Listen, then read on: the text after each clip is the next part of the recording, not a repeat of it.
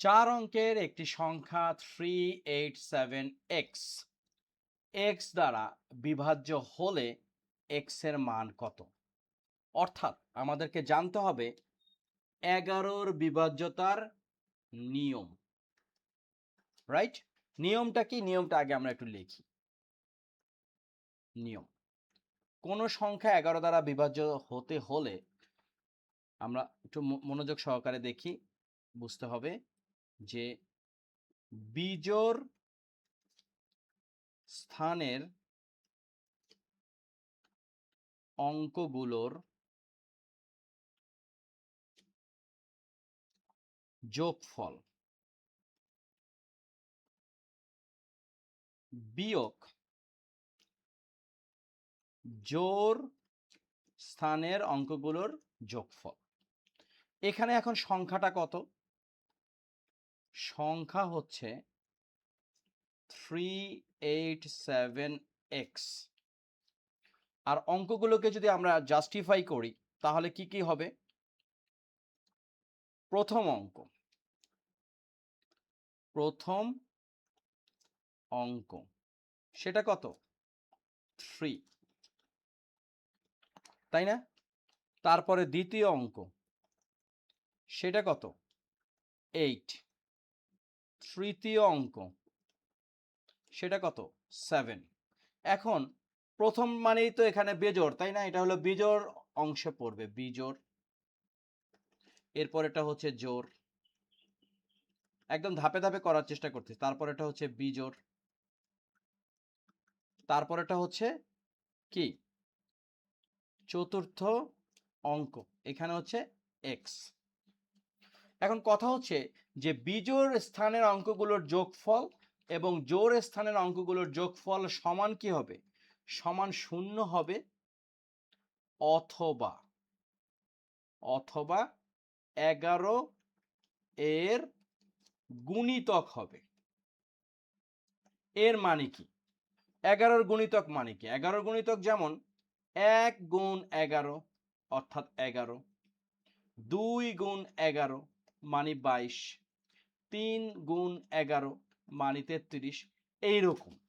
অর্থাৎ বিজোড় স্থানের অঙ্কগুলোর যোগফল এবং জোড় স্থানের অঙ্কগুলোর যোগফল দ্বারা দুইটাকে যদি বিয়োগ করে যে ফল হবে, হয় 0 হতে হবে অথবা 11 গুণিতক হতে হবে। এখন আমরা কাজটা করি, সেটা কি? তাহলে বিজোড় অঙ্কগুলোর যোগফল অর্থাৎ কি দাঁড়ালো? এই 3 আর 7 এর যোগফল, এই যে আমরা আলাদা করে দেখাইছি, কত আসতেছে? 3 যোগ 7 সমান হলো 10। আবার